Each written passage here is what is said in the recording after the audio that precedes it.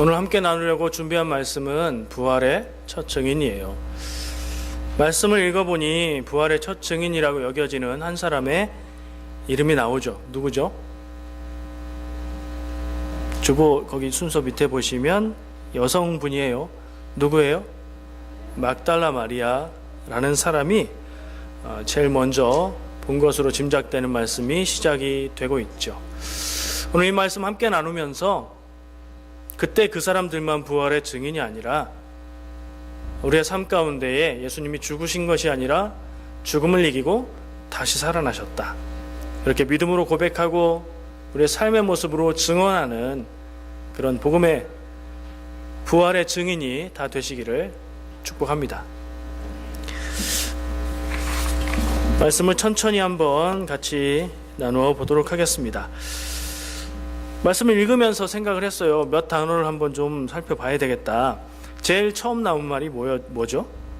안식이라는 말이 있는데 그게 안식만 얘기하는 게 아니죠. 안식 후 첫날, 이 시점을 얘기해주고 있어요. 지금 이 얘기가 언제 나오는 얘기인지, 때가 언젠지를 얘기해주고 있는데 그때가 안식 후 첫날이에요. 안식 후 첫날은 무슨 날일까? 어떤 날일까? 생각해 보셨나요? 생각해 보신 분도 계실 것 같아요. 안식은 뭘 얘기하는 거죠? 유대인들이 거룩하게 지키던 안식일이에요. 안식일. 그럼 안식 후 첫날은 안식일 다음 날이라는 얘기네요. 우리가 아는 것처럼 안식일은 현대의 요일로 얘기하면 무슨 요일이에요? 토요일. 토요일 다음 날은 주일. 우리는 주일이고 달력에는 일요일이라고 돼 있죠. 썬데이. 지금 안식일 다음 날 있었던 일을 얘기해 주고 있어요. 예수님의 부활과 예수님의 그 부활을 봤던 시점이 언제냐? 안식일 후에 첫째 날. 그래서 주일로 우리가 기억하는 날이죠. 성경 말씀을 읽을 때 안식일을 거룩하게 지켜라 하는 말씀에 대해서 제가 지난번에 나눴었죠. 안식을 지키라는 말의 그 안식일을 이야기와 지금 우리가 현대의 기독교 교회가 예배하는 날로 지키는 날은 사실은 서로 달라요. 의미에서는 통하는데 날로만 따지면 달라요. 우리는 안식일에 예배하는 게 아니라 주일에 예배해요. 왜 일요일을 주일로 예배하는 날로 지키는 전통이 생겼을까? 바로 이 말씀 때문이에요. 왜죠? 예수님이 안식 후 첫날에 부활하셨습니다. 죽음을 이기고 부활하는 역사, 그리고 그것으로 인해서 복음의 시작, 구원의 시작이 열렸으니까 기독교인들은 그날을 기억하고 기념하면서 예배하는 날로 삼았어요. 이 전통은 초기 교회 때부터, 초대교회 때부터 생겨난 전통이에요. 현대 교회들 중에 한국에서는 이단이라고도 하고 어디서는 이단이 아니라고도 하는데, 안식교 같은 경우가 안식일을 거룩하게 지키라는 말씀에 근거해서 안식일에 예배해야지 왜 교회는 안식일이 아닌 다른 날 예배하는가 라면서 실제로 토요일에 예배를 해요. 그 주장도 무슨 얘기인지 알겠고 그 의미가 있음도 알겠어요. 그러나 교회는 처음부터 사실은 주일날 따로 모이고 주일날 예배 드려왔어요. 그래서 교회의 역사의 전통에서 볼 때 안식 후 첫날 주일, 그날이 기독교가 예배하는 날이에요. 안식일은 유대인들이 지키는 날이 되는 거죠. 의미는 우리가 가져오되 날짜는 바뀌었다는 것을 기억할 필요가 있어서 한번 생각을 해봤어요. 말하자면 이 날이 예수님 부활하신 날이니까 첫 번째 주일인가? 처음으로 생겨난 주일의 시작이지 않을까? 그런 생각도 해봅니다. 두 번째 나누고 싶은 얘기는 막달라 마리아라는 사람이에요. 이 사람이 아마도 부활의 첫 번째 증인인 것 같아요. 왜냐하면 우리가 성경에 가지고 있는 4권의 복음서마다 이 막달라 마리아를 혼자서 단독으로 복음의 증인, 부활의 증인이 되었다고 얘기하거나 혹은 막달라 마리아 외에 몇 명들이 이 부활의 처음 증인이라고 이야기하고 있어요. 그래서 모든 복음서들이 막달라 마리아는 공통적으로 부활의 증인으로 얘기를 하고 있는 거예요. 지금 우리가 읽은 요한복음은 막달라 마리아만 있었다고 얘기하지는 않지만 막달라 마리아만을 얘기하고 있어요. 그리고 말씀 중간에 보면 우리라는 표현이 있는 걸로 봐서 혼자는 아니었던 것 같아요. 이 막달라 마리아는 성경에 마리아가 많이 나오죠. 몇 명 지금 떠오르시죠? 여러 마리아들 중에 한 명인데 제일 우리가 기억하기 쉬운 마리아 누구예요? 예수님 어머니 마리아, 그렇죠? 예수님의 어머니 마리아 있고, 두 번째 오늘 말씀에 나왔으니까 막달라 마리아가 있고, 세 번째는 나사로와 마르다의 동생이었던 마리아가 있죠. 그리고 여기부터는 잘 생각이 안 나실 수도 있어요. 야곱과 요새의 어머니 마리아가 성경에 나오고요, 요한 마가의 어머니 마리아가 나오고요, 바울이 서신서에서 안부 인사를 했던 그 또 다른 마리아가 나와요.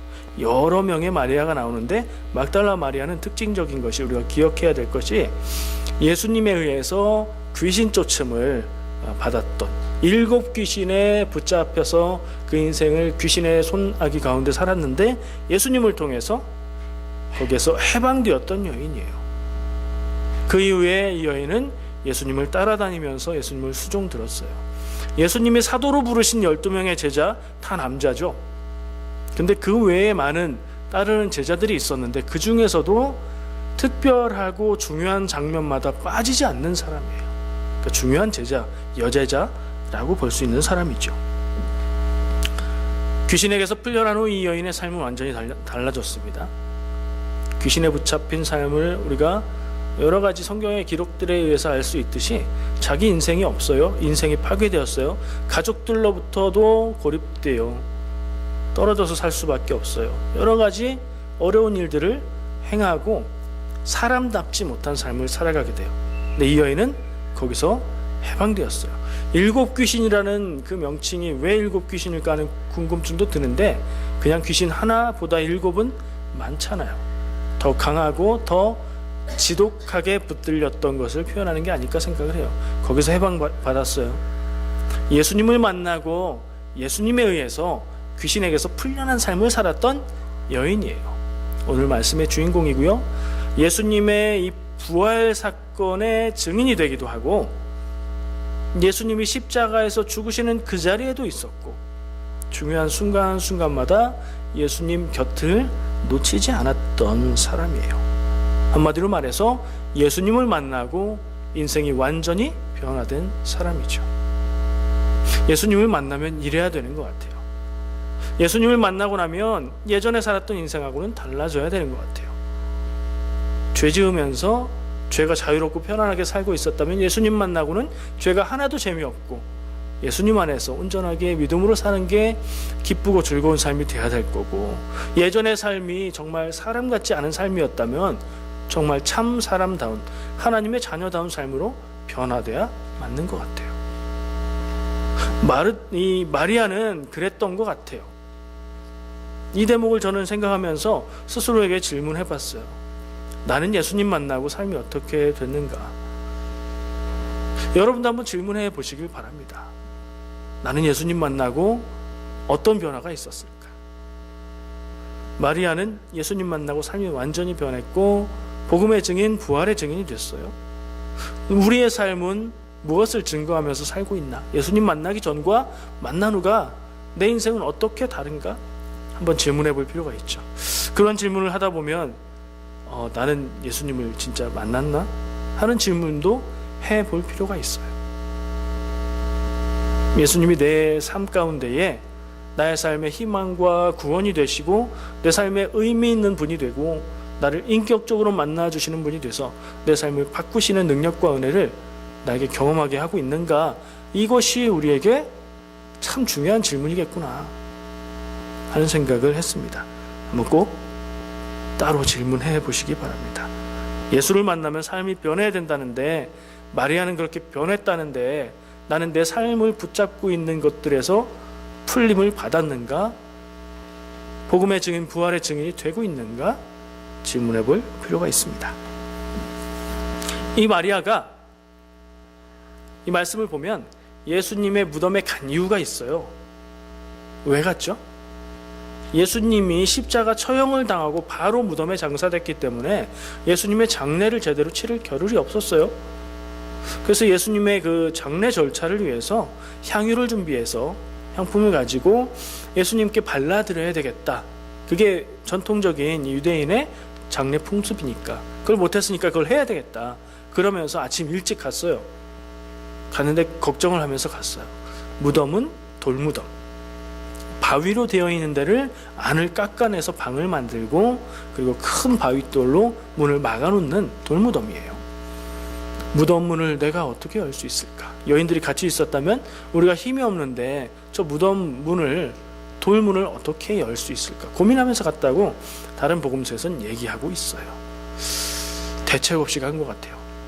왜 갔죠? 예수님의 장례를 위해서 갔어요. 향유를 발라드리러 갔는데 돌문을 우리가 밀어내서 열 수 없다는 걸 알면서도 갔어요. 제가 보기에 참 이 함께 간 여인들 함께 있었다면 정말 예수님을 사랑하고 할 수 있는 모든 일들을 다 하는 그런 사랑의 모습을 갖고 있구나. 그 사랑은 그야말로 대책 없는 사랑이구나 하는 생각을 했어요. 무슨 얘기냐면 문 열어줄 사람 없는데 성경 말씀의 기록들을 보면 장정 5명 정도는 힘을 써야 열 수 있는 그런 돌문인데 무덤의 문이 그냥 바람 불어서 훅 열려버리면 안 되잖아요. 절대 열리지 않게 해놓고 큰 힘을 들여야 열 수 있는데 여인들만 간 것으로만 봐도 이 사람들이 가만히 있을 수가 없었던 거예요. 우리의 사랑하는 예수님이 죽으셨는데 장례의 절차를 못했는데 그냥 가만히 있을 수 없었던 거예요. 그 사랑의 마음에 대책 없이 갔어요. 그래서 부활의 첫 증인이 될 수 있었던 것 같아요. 근데 마리아의 말이 좀 실망스러워요. 마리아와 기타 다른 사람이 있었다면 그들이 먼저 가서 확인한 게 있어요. 무덤 문이 열려있고 돌문이 열려있고 무덤 안에 보니까 비어있어요. 예수님의 시신이 없는 걸 확인했어요. 그리고 어떻게 했냐면 이들은 제자들에게 달려갔습니다. 제자들에게 가서 예수님의 시신이 없다 라고 얘기를 해요. 오늘 말씀의 제목을 제가 뭐라고 했죠? 부활의 첫 증인이라고 했어요. 부활의 증인인데 그것도 첫 번째 증인이라고 얘기했어요. 근데 실망스러운 말을 들어보니 왜 실망스럽냐면 우리 예수님이 부활했어요가 아니라 예수님의 시체가 없어요. 사람들이 가져간 것 같아요 라고 가서 얘기했거든요. 예수님이 부활했다는 생각은 꿈도 꾸지 않는, 꿈에도 생각하지 않는, 그러니 생각할 수 있는 건 누군가가 돌문을 열고 예수님의 시체를 훔쳐갔다 혹은 누가 옮겼다 이렇게밖에 생각을 못하는 거예요. 그렇게 가서 전했더니 제자들 중에 2명이 다시 예수님의 무덤을 향해서 달려갑니다. 베드로와 요한이 함께 또 무덤을 향해서 달려가요. 갔는데 요한이 먼저 도착했어요. 그래서 밖에서 보니까 정말 없는 것 같고 예수님을 쌌던 천들은 따로 놓여져 있는 걸 봐요. 베드로를 기다려요. 베드로가 도착해서 안에 들어가서 정말 예수님의 시신이 없는 걸 확인해요. 그들의 마음은 어땠을까요? 그들의 생각은 어땠을까요? 그 사람들은 예수님의 아주 가까운 늘 함께했던 제자들이었는데 예수님이 내가 고난받고 죽고 사흘 만에 다시 살아날 것이다 얘기하셨었는데 그들은 무슨 생각을 했을까요? 그들이 무슨 생각했다는 얘기는 성경에 없어요. 그들이 다 확인을 하고 그리고 믿고 돌아갔다라고 요한복음은 기록하고 있어요. 뭘 믿었는지는 안 써 있더라고요. 뭘 믿었을까요? 마리아도 예수님이 무덤 안에 안 계신 것을 보고 깜짝 놀랐어요. 그리고 예수님이 부활했다는 생각은 못한 채 예수님의 시신을 누군가 가져갔다고 생각했어요. 그리고 제자들에게 말했어요. 그랬더니 제자들이 확인하기 위해서 달려옵니다. 직접 눈으로 확인하기 위해서 달려와요. 이 여인 혹은 여인들의 말을 못 믿겠어서 확인해야겠다 싶어서 다시 옵니다. 그들은 확인하고 돌아가요. 저는 이 돌아갔다는 표현도 좀 이상해요. 무슨 대책도 없이 이렇게 돌아가나 싶어요. 대책회의를 하든가 돌아가서 다른 제자들과 함께 대책회의를 하려고 그랬나 봐요. 돌아가는 발걸음 가운데 이 베드로와 요한은 무슨 생각을 했을까요? 성경 말씀이 기록하고 있는 그들이 믿었다는 건 뭘 믿었다는 걸까요? 마리아도 제자들도 제 생각엔 예수님이 부활하셨다 생각하지 못한 것 같아요. 예수님의 시체가 있어야 되는데 없다. 이걸 확인했고 그렇다면 누군가 예수님의 시체를 가져갔거나 치웠구나. 이거 어떻게 해야 되지? 이런 고민 가운데 돌아갔을 것 같아요. 제자들은 돌아갔어요. 갔는데 마리아는 그 자리에 있었어요. 그대로 떠나갈 수가 없어요. 예수님의 시신을 찾지도 못하고 떠나갈 수가 없어요. 아직까지 마리아는 부활의 증인이 못 돼요. 예수님의 시체가 있어야 되는데 없다. 어떻게 해야 되지? 어떻게 할 바를 모르니 눈물을 흘릴 수밖에요. 그 자리에서 옵니다. 오는데 이어지는 요한복음의 말씀은 그때의 무덤 안에서 천사들이 있었다라고 기록하고 있어요. 천사가 나타나기 시작하면 이건 이제 하나님의 임재하심, 하나님의 역사하심이 거기에 나타나는 순간이잖아요. 천사들을 향해서 얘기를 하고 천사들이 마리아를 향해서 왜 울고 있는가 하고 물어요. 대답을 하고 우리 예수님의 시신이 여기 있어야 되는데 누가 가져갔는지 예수님의 시신이 여기 없어서 찾을 수가 없어서 알 수 없어서 울고 있습니다. 이렇게 대답해요. 그때에 뒤에서 누가 다가옵니다. 그 사람을 바라봤어요. 눈물 범벅이 돼서 그런지 그 사람이 누군지 몰라요. 그리고 그 사람을 향해서도 또 그 사람이 물어요. 여인아 왜 울고 있는가 물으니까 그 사람을 향해서 우리 주님의 시신이 여기 있어야 되는데 없어요. 당신이 혹시 치우셨나요? 당신이 옮기셨나요? 어디에 두었습니까? 라고 물어요. 근데 그게 누구였어요? 그분이 예수님이었어요. 마리아를 찾아오셨어요. 예수님이 그때 찾아오셨어요. 찾아오셔서 마리아야 하고 불러요. 다정한 음성. 예전에 마리아를 불렀던 그 음성으로 예수님은 마리아를 부르십니다. 그때 마리아는 깨닫습니다. 아, 주님이시구나. 주님이시라는 걸 깨달았다는 얘기는 뭐죠? 아, 우리 주님이 부활하셨구나. 순간적으로 생각이 바뀌면서 깨달음을 가져요. 우리 주님이 죽었다가 다시 살아나셨구나. 부활하셨구나. 돌아간 제자들은 여전히 믿지 못하는 것 같아요. 우리가 익히 기억하고 있는 내용들을 생각해보면 제자들은 못 믿고 예수님이 몇몇 제자들에게 나타났는데 그 얘기를 듣고도 안 믿어서 예수님이 직접 모든 제자들이 있는 가운데 나타나시고 믿음 없음을 책망하시고 그러잖아요. 왜 마리아나 제자들은 예수님이 가장 가까운 사람이었으면서도 예수님이 부활할 거라고 얘기했는데도 그것을 깨닫지도 생각지도 못했을까요? 그건 사람의 한계를 넘어서는 상황이었기 때문이라고 생각해요. 예수님이 죽은 아이를 살리는 건 맞지만 예수님 자신이 죽으셨기 때문에 자신을 살게 하실 능력에 주님이 없잖아요. 예수님이 자신이 죽으셨기 때문에 살아나실 수는 없다고 생각한 것 같아요. 상식적으로 그들의 생각의 기준으로요. 근데 그들이 간과한 게 있죠. 예수님이 죽은 아이를 살리게 한 것이나 예수님이 모든 놀라운 일들을 행했을 때에 예수님 자기의 능력이 아니라 하나님의 능력으로 그 일을 행했다는 걸 생각 못했죠. 예수님 자신이 죽으셨어도 하나님의 역사는 그 가운데 있으셔서 그를 되살리는 것 깨닫지 못했던 거예요. 근데 마리아야 하는 예수님의 그 목소리를 듣는 순간 예수님인 걸 깨달았고 예수님이 다시 사신 것을 깨달았어요. 결국에는 우리는 내 지식과 내 생각과 내 마음으로 하나님의 진리를 알 수가 없다. 그런 생각을 하게 돼요. 예수님을 그렇게 사랑하고 가까이 하고 끝까지 따랐던 여인조차도 예수님이 살아나셨다는 생각을 하지 못했다. 사람의 기준에 의해서, 자기 생각에 의해서 그렇게 생각하는 거죠. 우리는 우리의 생각의 한계를 넘어서 생각할 수가 없어요. 내가 아는 것을 넘어서 이해할 수가 없어요. 내가 아는 걸 넘어서 어떤 이야기가 주어지면 예수님의 말씀처럼 내가 고난받고 재판받고 죽는데 사흘 만에 다시 살아난다 라는 얘기를 들었을 때 제자들과 이 마리아와 이런 사람들은 그 얘기가 정말 그렇게 될 거란 얘기라는 걸 못 알아들은 것 같아요. 왜요? 자기들의 생각을 넘어서는 하나님의 일들에 대한 얘기이기 때문이에요. 그랬으니 예수님이 무덤에 있어야 될 예수님의 시체가 없어졌을 때 누가 우리 예수님 시체를 가져갔다 밖에 생각을 못하는 거죠.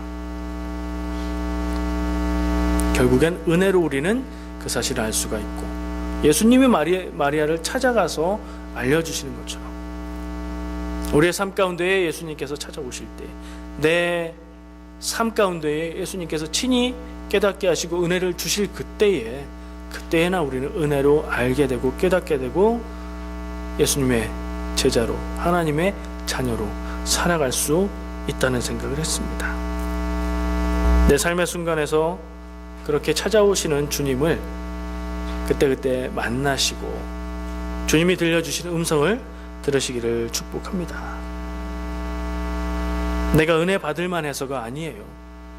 은혜라는 말 자체가 그런 말이에요. 내가 이 마리아가 예수님의 부활을 깨달을 만해서, 알아들을 만해서 부활의 증인이 된 게 아니에요. 예수님이 그를 사랑하셔서 그에게 보여지신 거죠. 보여주신 거죠. 우리가 은혜 받을 만해서, 예수님의 제자 일만해서, 복음을 전할 만해서 그렇게 살아가고 그렇게 하는 게 아니에요. 은혜로 우리가 그렇게 할 수 있게 되는 거예요.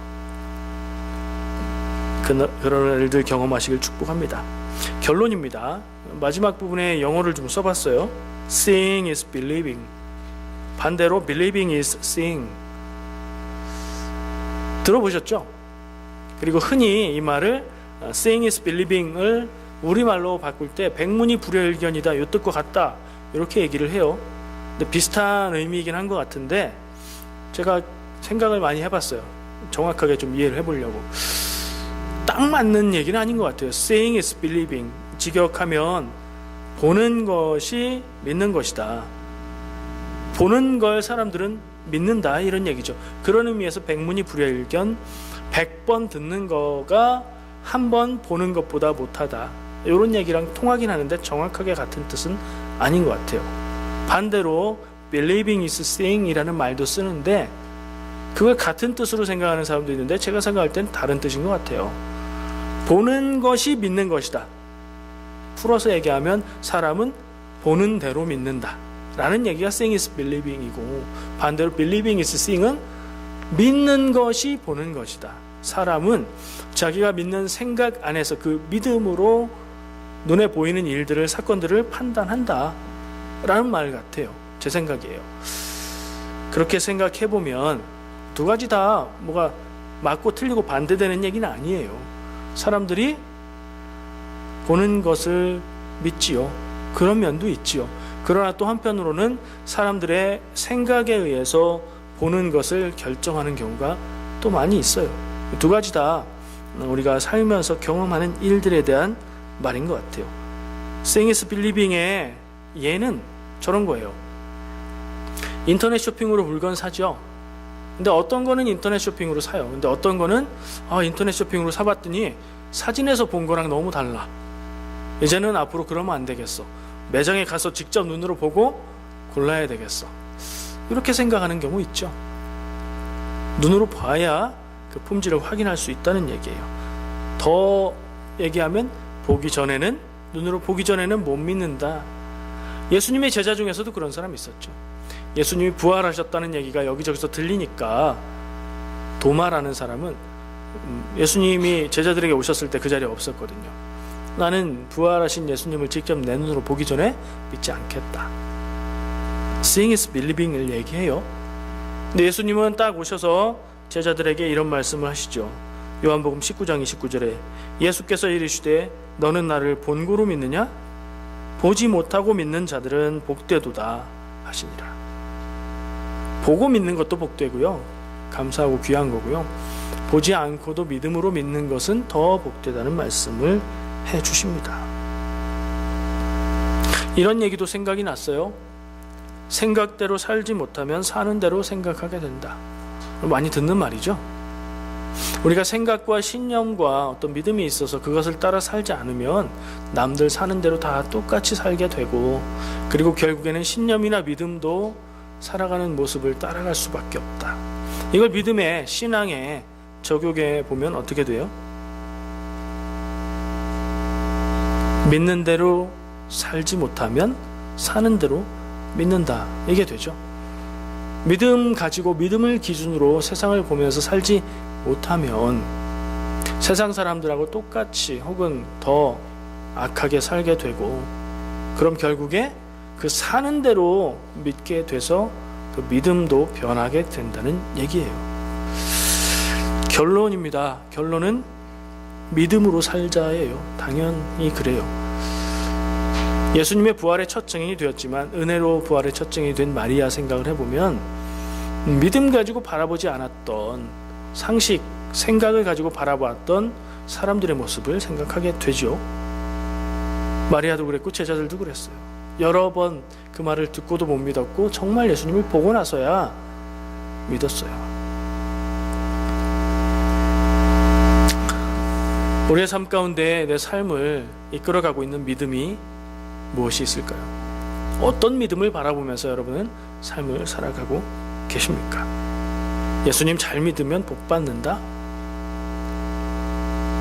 맞는 말이고요. 100% 맞는 말이에요. 귀한 말이에요. 근데 저는 그 말씀을 다시 해석하고 싶어요. 예수님 잘 믿으면 복 받아요. 구원의 복이 있습니다. 구원받은 하나님의 자녀로 살아가는 복이 있죠. 구원받은 하나님의 자녀도 세상 살면서 어려운 일을 겪습니다. 어려운 일 만날 때에 주님이 함께 해주셔서 견딜 힘을 주시고 이겨나갈 믿음을 주시는 것, 그게 그리스도인의 복된 삶이죠. 어떤 믿음으로 살고 계십니까? 만약에 내 삶을 지탱하고 내 삶을 기둥되어서 지키고 있는 믿음 없으면 그냥 내가 사는 대로 믿게 됩니다. 돈이 가장 큰 힘이다. 사람은 누구나 욕심을 따라 산다. 사람은 믿을 존재가 아니다. 뭐 이런 세상에서 흔히 하는 얘기들이 신앙의 논리가 되어버리고 믿는 사람들이 믿지 않는 사람들보다 더 욕심으로 하나님 앞에 내가 원하는 것을 구하는 그런 삶을 살 수밖에 없게 돼요. 믿음으로 살자. 이 결론을 가지고 우리의 삶을 다시 한번 돌아보았으면 좋겠습니다. 기도하실 때마다, 오늘 말씀이 생각날 때마다 다시 한번 다짐하는 그런 시간 가지시기를 축복합니다. 기도하겠습니다.